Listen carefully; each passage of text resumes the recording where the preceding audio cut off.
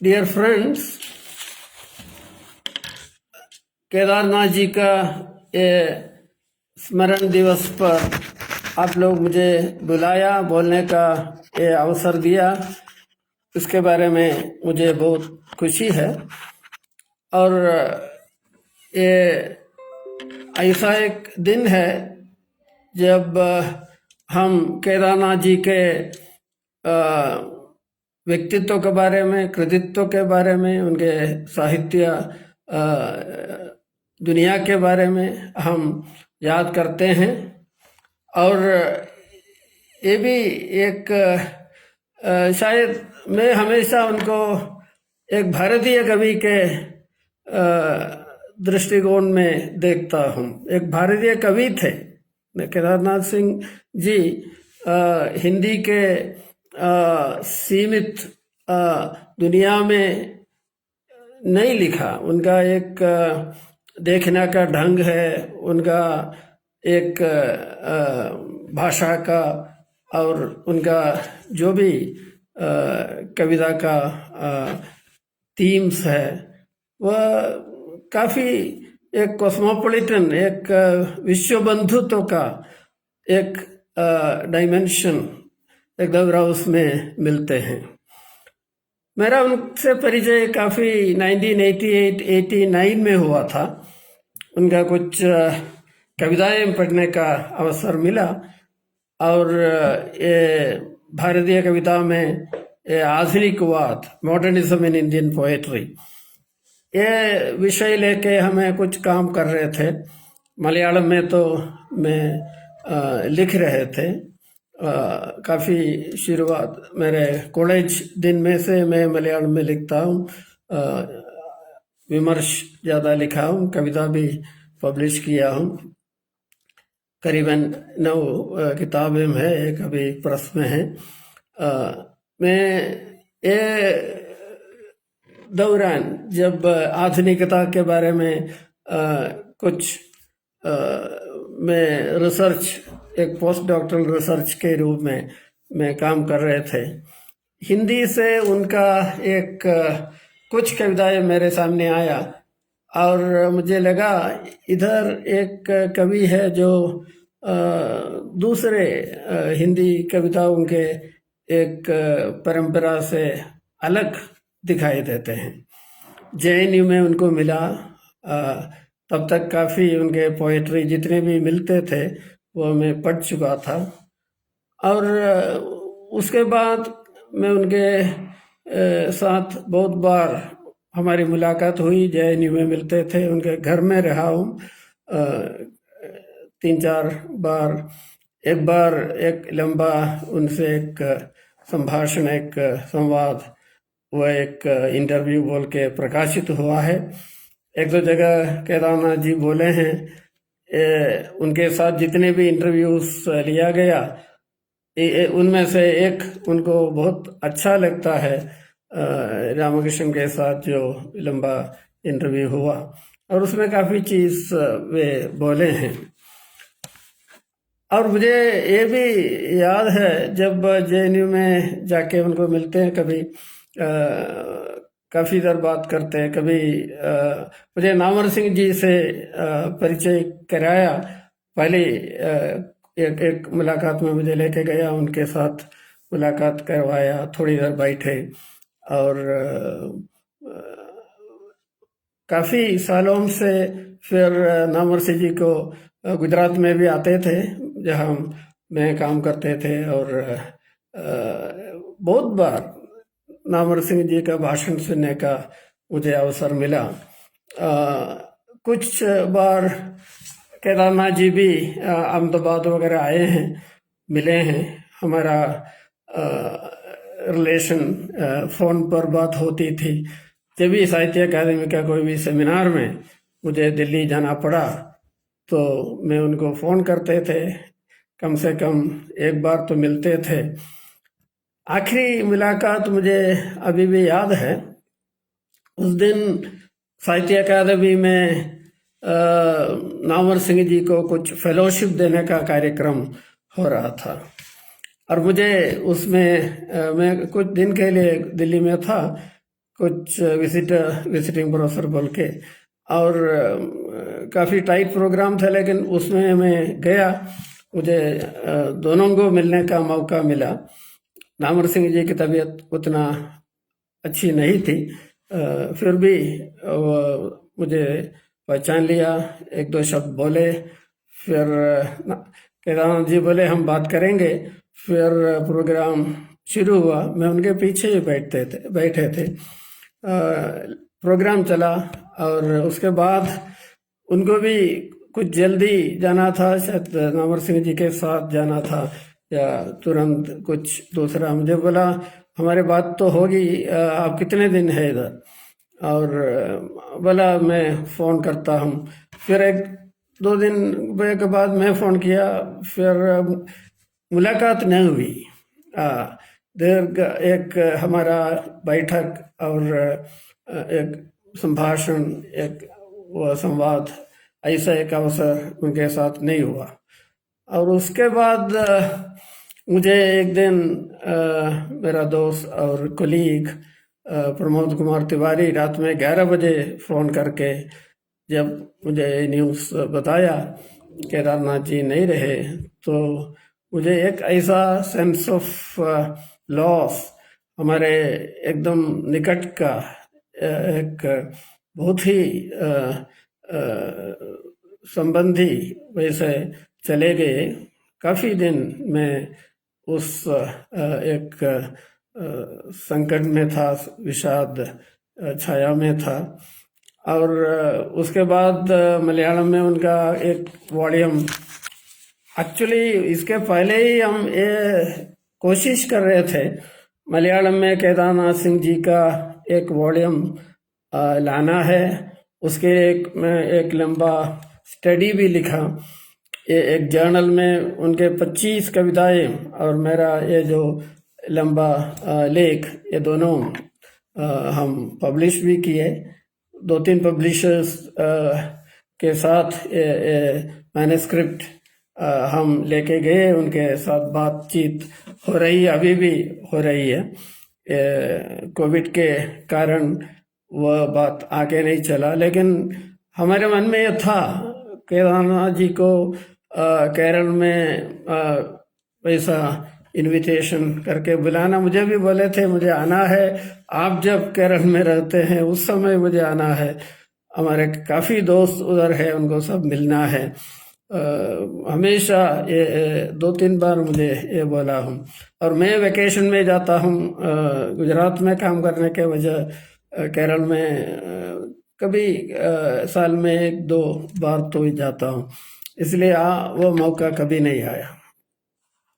लेकिन ये मैं बोलना चाहूँगा, जब केदारनाथ जी का कविता का जो रेलेवेंस है, उसका ये जो सब्सटेंस, जैसे टाइम आगे चलते हैं उनके कविता का इम्पोर्टेंस, वो महत्व तो कम नहीं हो रहा है।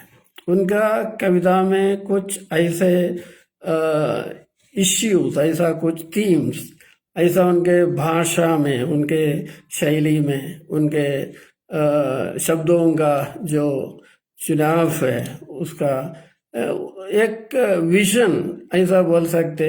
केदारनाथ जी उनके कविताओं में एक विजन ऐसा प्रस्तुत किया है, अभी भी वह हमारे लिए बहुत ही महत्वपूर्ण है। जैसे काफ़ी संकटों से हम आजकल निकल रहे हैं। ये कोविड का संकट तो सबके सामने है, इसलिए तो ये सब ऑनलाइन प्रोग्राम कार्यक्रम हो रहा है। उसके अतिरिक्त दूसरे भी काफ़ी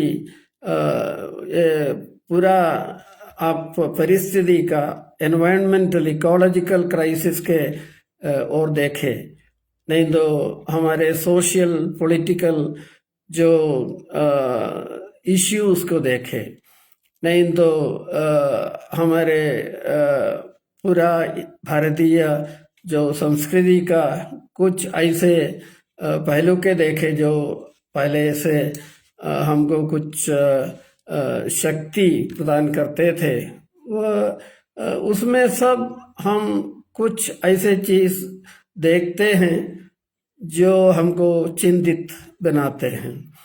इसलिए ये जरूरी है केदारनाथ सिंह जी के जैसे कवियों को अब पढ़ना, उनके बारे में लिखना, उनके बारे में चर्चा करना, ये बहुत ही जरूरी है। एक व्यक्ति के बारे में नहीं बोल रहा हूँ, एक विजन के बारे में बोल रहा हूँ। एक कवि के नाते नहीं, उनका एक अपना दुनिया है, अपना एक पूरा समाज को देखने का एक ढंग है, और उनका पूरा ये हमारे आजकल के कॉन्टेक्स्ट में इंडिया जैसे मल्टीकल्चरल, मल्टीलिंगुअल, मल्टी एवरीथिंग, ऐसे बहुभाषिक, बहुसांस्कारिक हमारा एक देश में उनके जैसे कवि की एक महत्व हम आज सबसे ज्यादा महसूस कर रहे हैं। मैं उनके कविता के बारे में कुछ चीज बोलूंगा। मुझे मालूम है हिंदी के बहुत ही बड़े विद्वान मेरे सामने बैठे हैं, काफी साहित्य रसिक जो भी है, वे लोग मेरे से ज्यादा इसके बारे में पढ़े हैं, शायद इसके बारे में आपको ज़्यादा मालूमात है, और मेरा जो हिंदी उतना परफेक्ट नहीं है। I am trying to convey my ideas in a काम चलाओ Hindi. I hope some of these ideas get communicated. मैं 4-5 चीज के बारे में बोलना चाहता हूँ। एक तो उनका कविता का एक विकास हम देख सकते हैं। एक पहले उनका कविताएं आए हैं 1960 में, और उसके बाद एक 20 साल का एक लंबा एक अंतराल, वे कविता पब्लिश नहीं किया, कुछ किताब नहीं आया। और उस काल में उनके साथ क्या हुआ, मेरे इंटरव्यू में वे काफी और ये 1960 to 1980 ये बहुत बड़ा एक हमारे देश के संदर्भ में भी इवेंटफुल बोल सकते हैं। नेहरू का एक जमाना वह खत्म होते हैं, और काफी 1970 तक आधुनिकता का एक पीरियड, वो भी कविता में, नॉवेल में, स्टोरी में, नई कविता का भी एक स्टेज खत्म होते हैं। और आप देख सकते हैं केदारनाथ जी पहले से तार सप्तक में वगैरह उनका नाम जोड़ा है, लेकिन फिर भी वह नाम जुड़ने के बावजूद वो नई कविता के वही रास्ते में नहीं चला। उनके अंदर वह मेरे से डिस्कस करते वक्त और लिखा भी कविता के बारे में कुछ और उनका कुछ दृष्टिकोण था, और धीरे धीरे उनके चिंतन में, मनन में, पढ़ने में काफी उसके अंदर उनका जो दृष्टिकोण पहले से मन में था, उसमें उनको व्यक्तता मिली, उनको एक रास्ते पर चलने का एक वैसा आत्मविश्वास वो उनके अनुभव से आया। जैसे आपको मालूम है, वह 10-15 साल ऐसे एक जगह में पंडरोना, ये नेपाल बॉर्डर के पास हिमालयी सानुओं का नजदीक एक ऐसा एकदम पिछवाड़े जगह है, छोटा टाउन है, उधर एक कॉलेज में काम किया। और ऐसे लोगों का उनका रोज दर्शन होते थे जो सदियों से अपना संस्कार, अपना जो रहन सहन, अपना जो रोजगार, दिन का जो रूटीन, ये सब वैसे के वैसे ही जीते थे। उनके वह जीवन में, जिंदगी में, उनके चेहरे में, उनके वह समाज में एक तरह का एक मौन उनको दिखाई दिया। एक तरह का एक विश्वास भी है उनके जीवन में। और ये एक काफी बार केदारनाथ सिंह जी को शायद सोचने को लगाया, यदि हम एक आधुनिक युग में रहते हैं, हमारा क्या इनके साथ कैसे रिलेशन है। ये इनके साथ इनको भूल के मैं मेरे कला आविष्कार ये कर सकते हैं, ये इनके साथ मेरा क्या संबंध है। ये बहुत बड़ा एक आर्टिस्टिक क्राइसिस के रूप में उनके सामने उभर के आए थे। अब शायद उसी समय वे लोग काफी इंटरनेशनल पोएट्स को भी पढ़ रहे थे। ये सोचना, ये समझना बहुत जरूरी है। ये पूरा उनका जो काव्य यात्रा है, उनका पोएटिक जर्नी है, वह हमेशा नए नए कविताओं के साथ, नए नए रूपों के साथ, नए नए काव्य शैलियों के साथ उनका एक परिचय रहा है। वह खुद एक अन्वेषण का रास्ते में चला। पाब्लो नेरूदा, बर्टोल्ड ब्रेश्ट और काफी दूसरे, होलियूब, वास्को पोपा, ये अफ्रीकन, यूरोपियन बहुत सारे कवियों के साथ, कवियों को वे पढ़े हैं, कुछ लोगों को मिला भी है, उनके साथ बातचीत भी किए हैं इंटरनेशनल संदर्भ में। लेकिन ये जो पंडरवा में जो रहते थे, उस समय का उनका अनुभव उनको शायद उनका काव्य शैली, उनका काव्य एक दर्शन, ये सब उसको रूप देने में, एक दिशा देने में बहुत मदद किया है। आप देख सकते काफी कुछ ऐसा शब्दावली है। अब रोटी, जमीन, धूल, नमक, पानी, पत्थर, बस्ती, धूप, डूब, ये केदारनाथ सिंह जी के कविता में ये शब्द सिर्फ शब्द नहीं रहते हैं। वह शब्द को एक, जैसे म्यूजिक में वगैरह कुछ शब्द बार बार जब आते हैं, वह एक म्यूजिक कंपोजिशन में जो रिपीटिशन होता है, एक आवर्तन होता है, उसका जितना महत्व है उतना ये शब्द उनके कविता में रखते हैं।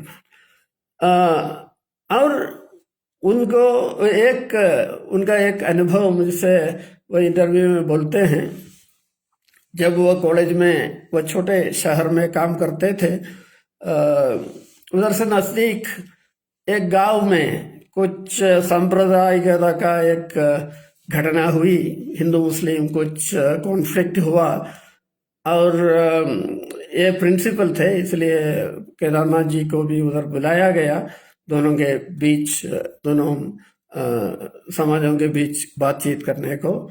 और दोनों समाज को ये भी बोला गया, आप एक आदमी का चुनो, वह आदमी आपके लिए दूसरे एक आदमी को, वो दूसरा संप्रदाय वाले समाज चुनेंगे, फिर वे लोग बैठ के बात करेंगे।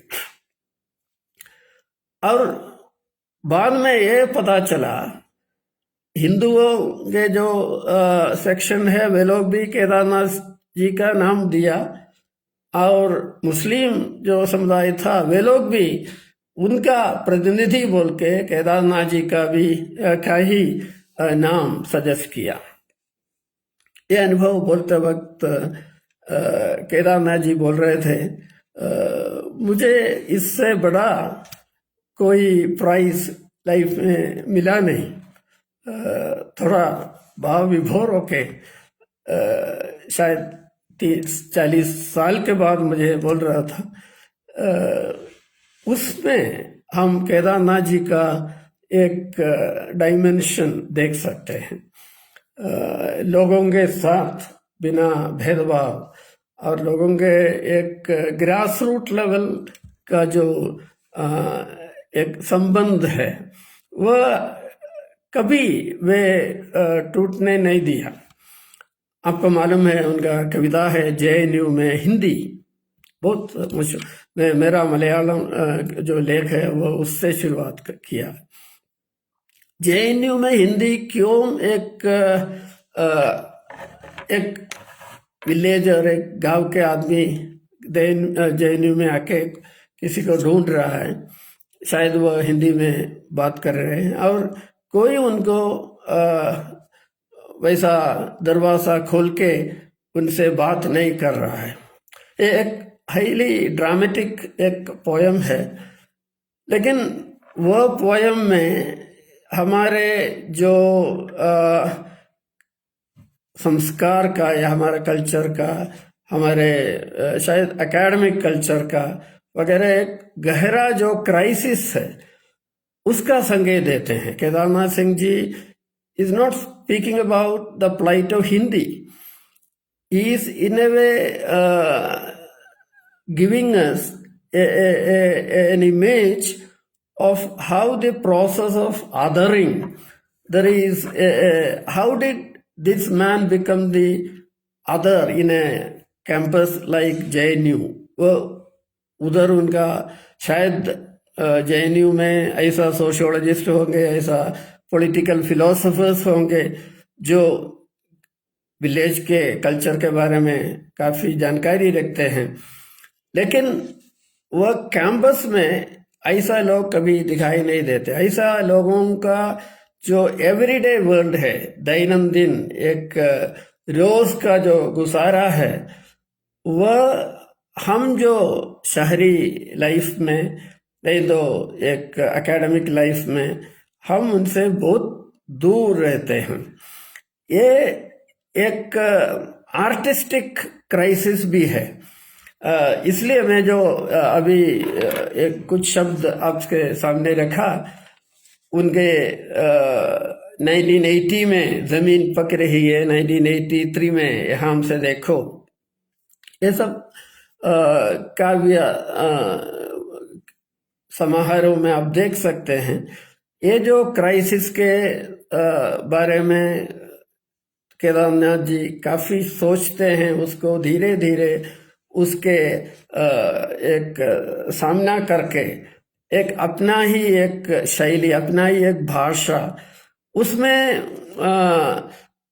ये बिंब का उपयोग कम होते जाते हैं। मुझे एक बार केदारनाथ जी बोला, एक इमेज, वो बिंब मोह कभी हिंदी कविता में, नई कविता के एक स्टेज में बहुत ज़्यादा था, लेकिन अपने आप में बिंब या प्रतीक या सिंबल नहीं तो ऐसा काफ़ी डिफिकल्ट काइंड ऑफ लैंग्वेज, इसके इस्तेमाल नहीं करते भी हम आज के जिंदगी के बारे में लिख सकते हैं। और ये कैसे हो सकता है, ये एक दो तीन चीज संदर्भ में बोलना जरूरी है। शुरुआत से ही उनको शायद पता चला था, ये भोजपुरी में उनका काफ़ी वे जो बोलते थे डायलेक्ट अपने घर में और अपने विलेज में, वह भाषा का एक शक्ति उनको कभी वह हमेशा मालूम था। और एक मेरे साथ जो उनका इंटरव्यू है उसमें केदारनाथ जी बोलते हैं, हजारी प्रसाद द्विवेदी उनका टीचर था, और हजारी प्रसाद द्विवेदी उनसे काफी बार बोलते थे, खड़ी बोली में कविता लिखना, उसमें कोई कन्वे करना कठिन है। उसमें डायलेक्ट का शब्द एक्चुअली उसी समय वह भाषा एक जीवंत होके एक जीवित भाषा बन जाते हैं। जब तक खड़ी बोली भाषा में एक डायलेक्ट्स का शब्द नहीं आते, भोजपुरी हो, दूसरे काफी हिंदी बहुत सारे डायलेक्ट्स का भाषा, हर भाषा में डायलेक्ट्स का एक बहुत बड़ा दुनिया रहते हैं। और उनके कविता में, हर कविता में ये एक आप देख सकते हैं भोजपुरी के शब्द कुछ और ऐसा जो एकदम लोकल बोल सकते, एक स्थायी संस्कार से जुड़े हुए हैं, उनका रिचुअल से, उनका जो ओरल कल्चर से, उनके बोली से, उनका एवरीडे जो बोली है उससे ये बहुत बड़ा एक वह कविता को शक्ति देते हैं। और ऐसा भी एक्सपीरियंस है जो शायद ऐसा शब्दों को बिना वह बोल नहीं सकता थे। शायद ये भोजपुरी का शब्द शायद बोलना बहुत जरूरी है, उसके साथ ही उनका अनुभव जुड़ा है। एक अनुभव वो बोलते हैं, एक पांडुआमा उनका एक आदमी से पहचान था, बंगाली बाबू, और 20 साल के बाद उनके साथ मुलाकात होती है, और कवि बहुत आवेग के साथ बंगाली बाबू ये पुकार के उनके पास जाते हैं। वे शब्द दो कैसे हो वगैरह पूछते हैं, और वे सिर्फ 2 शब्द बोल के मैं एकदम ठीक हूं और चले जाते हैं।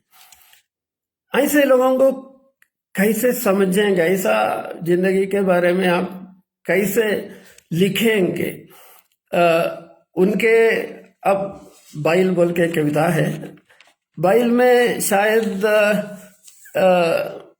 वह जो इंडियन फार्मर है, आज के दिन भी इंडिया में काफी लोग किसान के याद करते हैं, कर रहे हैं, और एक किसान का एक मनोबल, उनका एक जिंदगी का एक रूप, वह बहुत नजदीक से शायद केदारनाथ सिंह जी देखे हैं, और बाइल जैसे कविता में वह दिखाई देते हैं।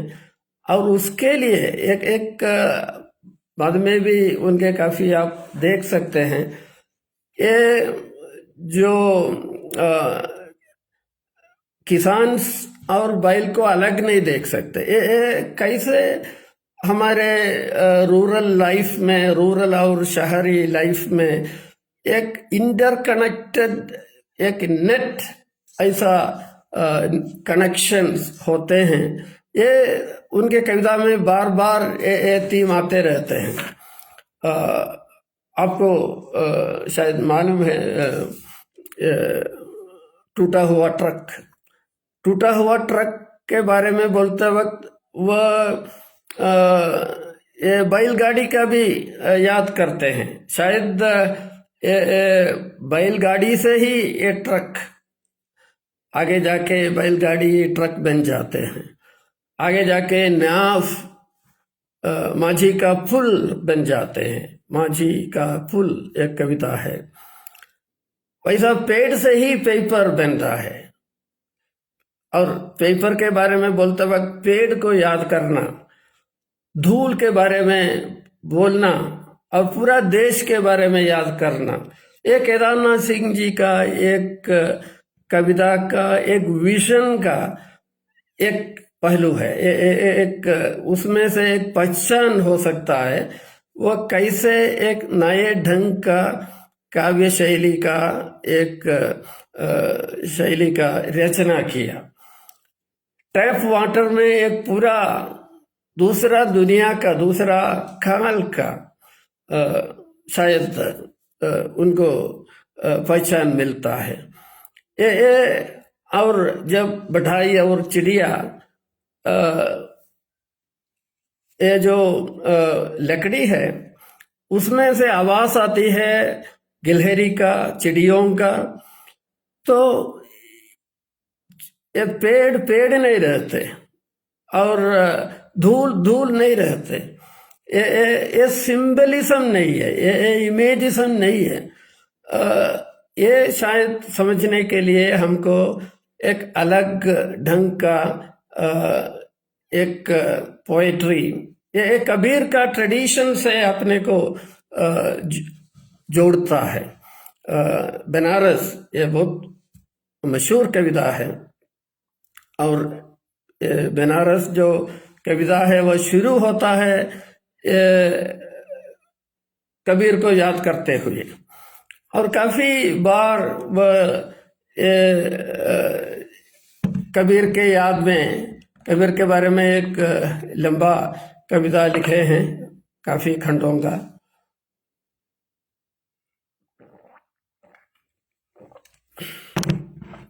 बनारस में खुद ट्रांसलेट किया हूँ मलयालम में और अंग्रेजी में, और मुझे इधर पूरा पोयम आपके सामने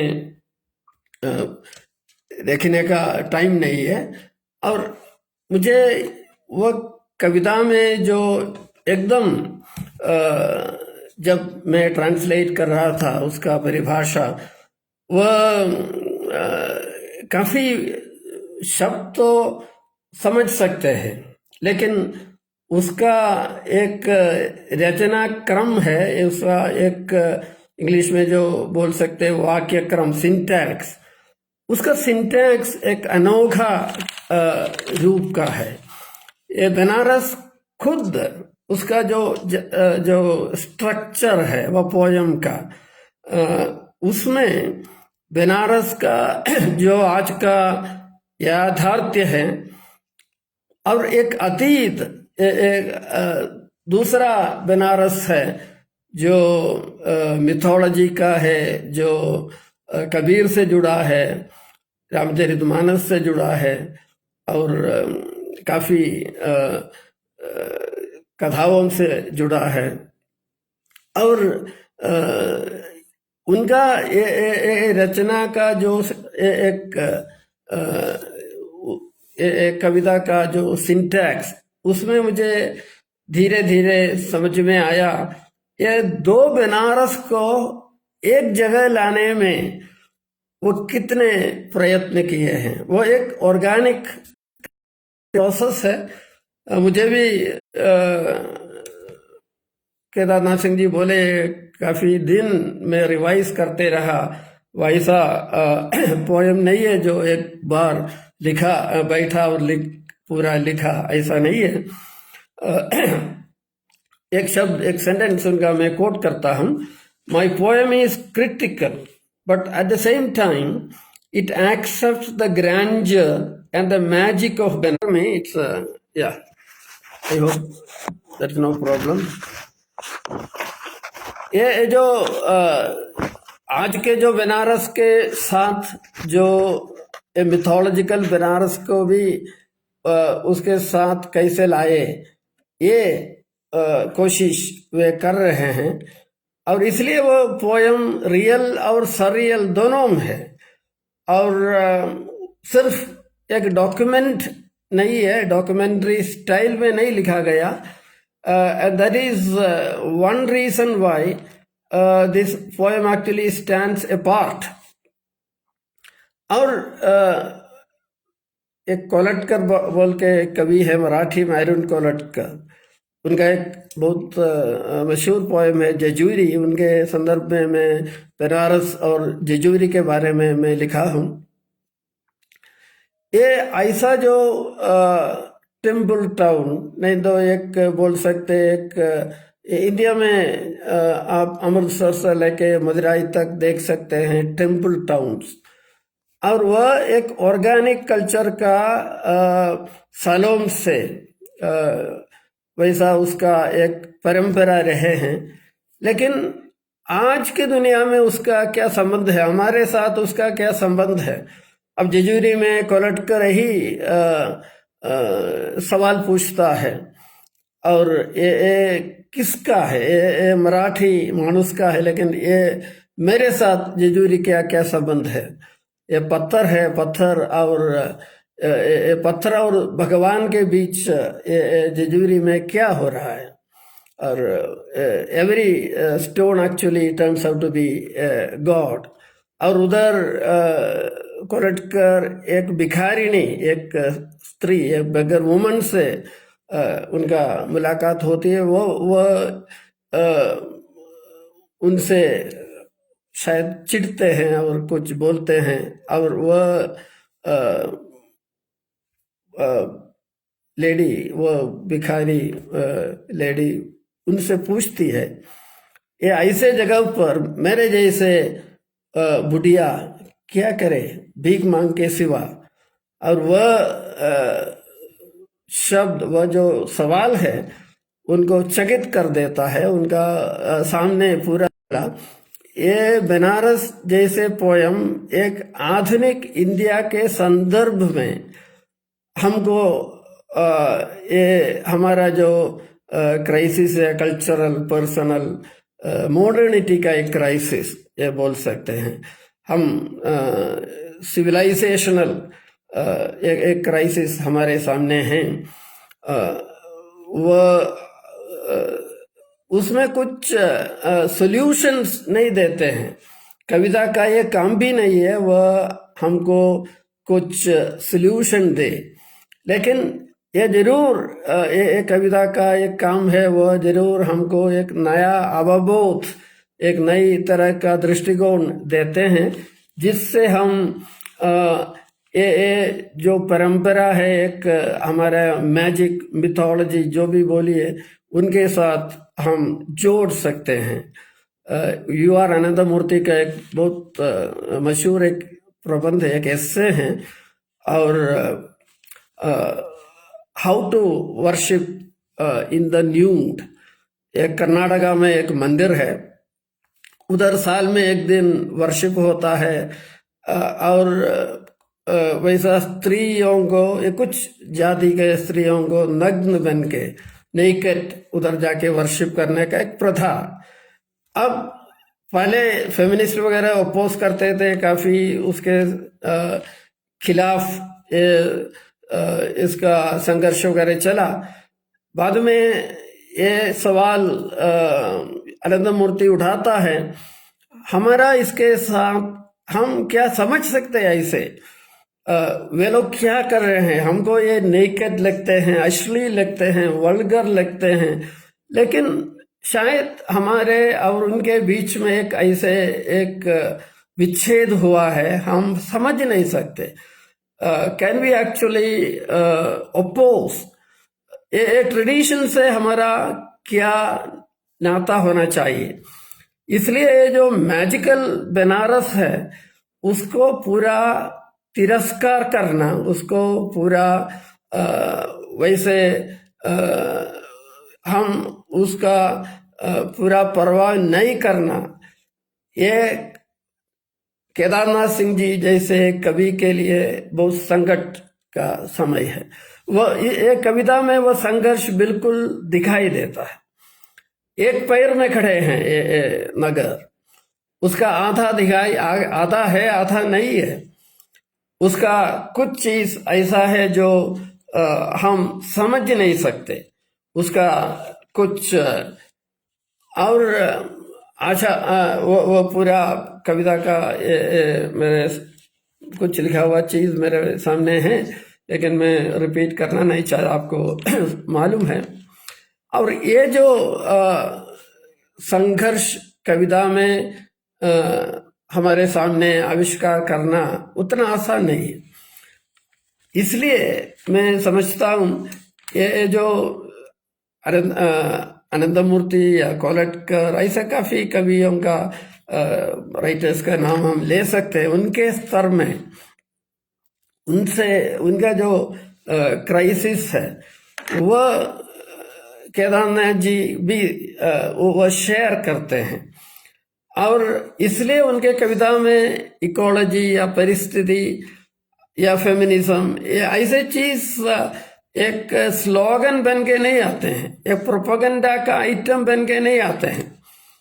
अकाल में सरस, आपको मालूम है वह जो कविता है, उसमें एक बूढ़ी औरत सरस क्रेन्स को देखते हैं और समझते हैं उनको पानी की जरूरत है, और नीचे पानी का बाउल रखते हैं, लेकिन ये चिड़िया उनके तरफ नहीं देखते हैं। शायद उनको ये भी मालूम नहीं है नीचे मानव रहते हैं, और नीचे ये लोग उनको सरस बोलते हैं। ये सब कविता के अंत में आते हैं।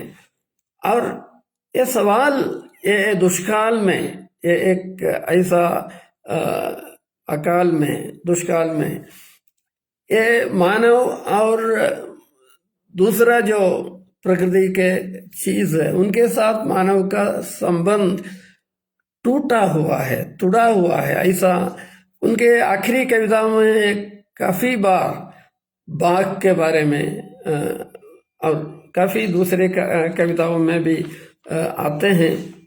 ये कैसे हम ये दूसरे जो दुनिया है वह, इसलिए उनके कविता में लोक संस्कृति का एक, यदि बनारस जैसे कविता आप अच्छी तरह पढ़े तो आप समझेंगे इसका जो सिंटैक्स है जो बोला, वो एक रिडल हम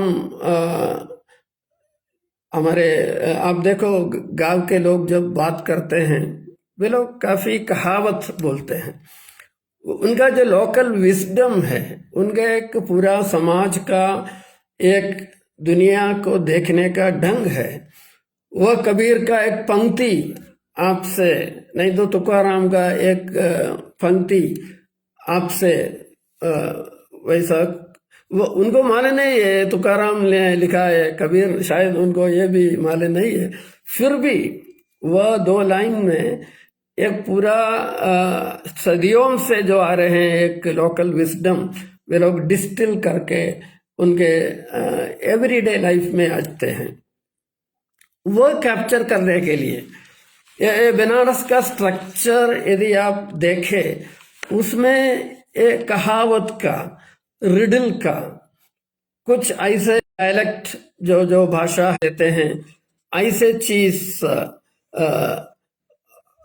आप ये दिखाई देंगे आपको। इसलिए ये भाषा का जो शब्द का चुनना, सिंटैक्स का एक रचना, या उसका एक, उनके कविता में आपको बहुत कम पंक्चुएशन मिलेंगे, आपको बहुत कम कोमा या ये मिलेंगे, बहुत कम आपको उसका ऐसे कुछ एम्बेलिशमेंट, डेकोरेशन मिलेंगे। फिर भी वह सीधा हमारे साथ चले आते हैं। एक लंबे अंतराल के बाद गंगा को देखते हुए, पूरा कविता एक शीर्षक में ही बता दिया।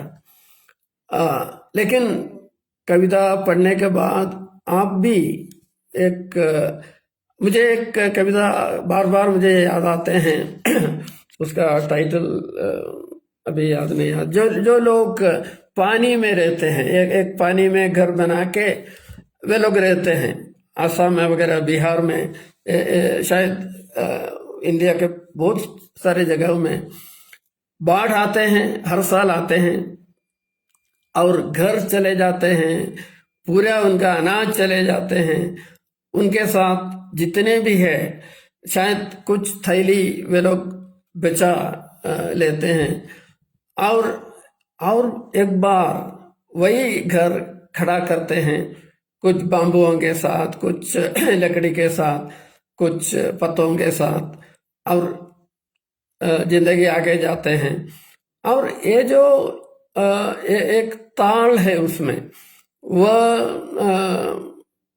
वैसा भगवान से कुछ नाराज नहीं है, नदी को कुछ दोष नहीं देते हैं।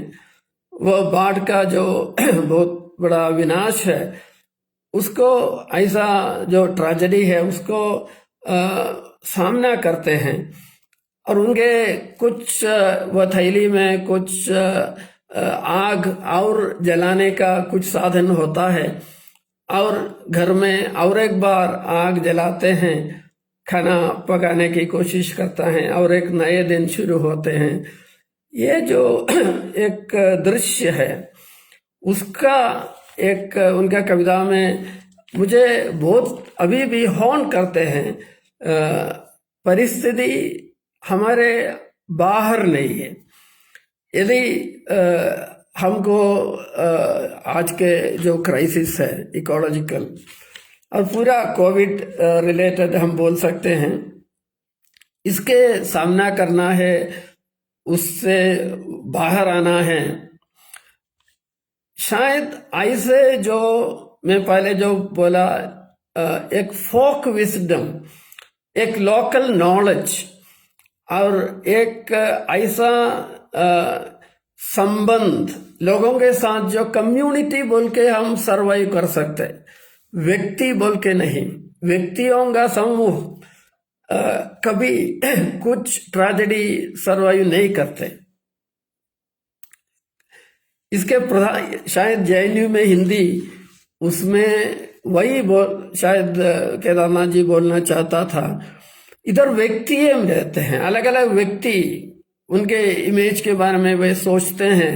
ये दीवारें, बहुत बड़े दीवारों के अंदर, इमारतों के अंदर वे लोग रहते हैं, लेकिन बाहर एक टोपी वाले, वैसा पुराने कपड़ा पहने हुए एक देहाती आदमी, उससे हमारा क्या नाता है समझने का, ये जो उसके लिए एक सेंसिबिलिटी का जो जरूरत है, उसका ये बोध का, अवबोध का, कविता का शायद वह हमारे काल में, हमारे संदर्भ में कविता का वही एक बहुत बड़ा दायित्व है।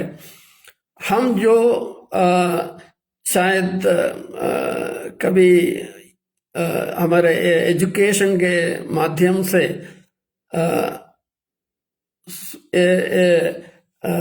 इंटरनलाइज नहीं कर सका, हम नहीं सीख सके, हमारे अंदर शायद ज्ञान वगैरह हम अर्जित कर दिया, लेकिन उसमें हम खो गए। ये जो दूसरों के साथ एक तरह का नाता बनाने का, ये इंटरकनेक्टेड एक सोसाइटी का भाग बनने का, ये जो फोक विजडम बार बार उनके कविता में जो हमको एक रिमाइंडर जैसे आते रहते हैं, ये केदारनाथ जी का कविता का विजन से जुड़े हैं। मैं एक कविता के बारे में बोलूंगा, ये एक दो कविता के और खत्म करूंगा। 2 मिनट का मौन। देखिए, एक 20वीं शताब्दी के आखिरी क्षण में, उस समय लिखा हुआ कविता हो सकता है। उस समय बोल रहा है, जाते हुए पक्षी पर, रुके हुए जल पर, गिरती हुई रात पर 2 मिनट का मौन। जो है उस पर, जो नहीं है उस पर, जो हो सकता था उस पर 2 मिनट का मौन। ये जो शब्द है, इसमें आप देख सकते हैं ओरलिटी, बोलने का एक शैली, और ये जो इससे हम कविता को एक कम्युनिटी के तरफ लेके जा रहे हैं। इस महान शताब्दी पर, महान शताब्दी के महान इरादों पर, महान शब्दों पर और महान वादों पर 2 मिनट का मौन। जो आवर्तन है और जो एको है, एक ये हमारे भक्ति कविता में आप देख सकते काफी एवरीडे लाइफ में लोगों का भाषण में दे सकते। एक बदल परंपरा, एक दूसरी परंपरा के बारे में तो नावर सिंह जी लिखे हैं। ये दूसरी परंपरा में भी काफी अंदर श्रेणियां है और उसमें जो फोक एलिमेंट्स है उससे इनका केदारनाथ जी का कविता का घड़ा जो गहरा संबंध है वो उनका कविता को आज के कवि के सामने कविता कैसे लिखे, कविता के लिए भाषा हम ऐसे एक संदर्भ में जी रहे हैं। भाषा का प्रदूषण शायद हमारा एनवायरमेंटल पोल्यूशन से ज्यादा है। आप रोज 1 घंटे चैनल का कोई भी चीज सुनते हैं तो समझ लेना आपका भाषा कभी वह साधारण हेल्दी नॉर्मल भाषा नहीं रहेंगे। कम से कम मलयालम का मेरा अनुभव ऐसा है। इतनी भाषा को इतने प्रदूषण करने वाले लिखना बोलना, मीडिया का ये असर इतना गहरा है।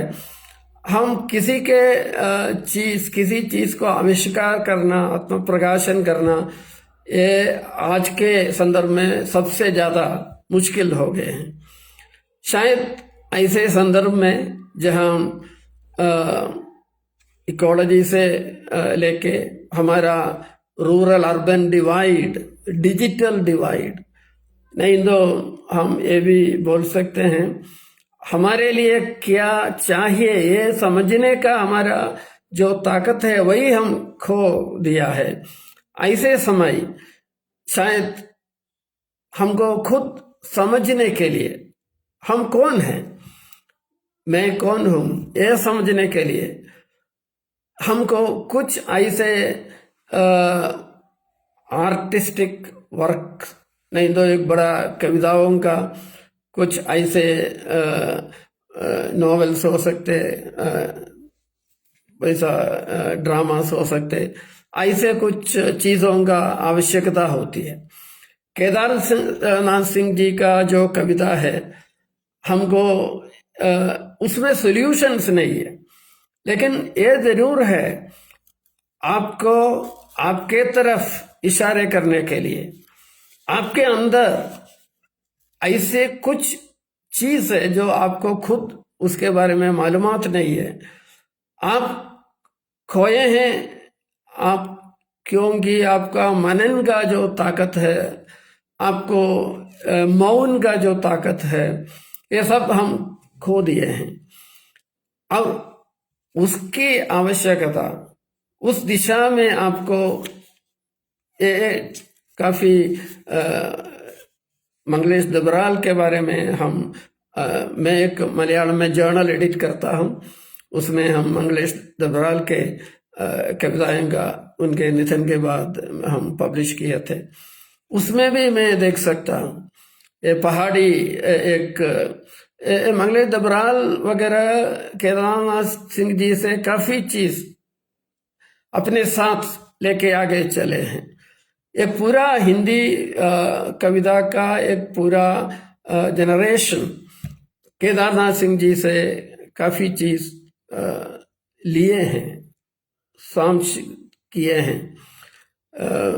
हम मलयालम में ये बोलते रहते हैं केदारनाथ सिंह जी ऐसा एक कवि है जिनको मलयालम के कवि पढ़ना चाहिए। इनमें काफी ऐसे चीज है जो आज के मलयालम कविता को इलाज कर सकते हैं।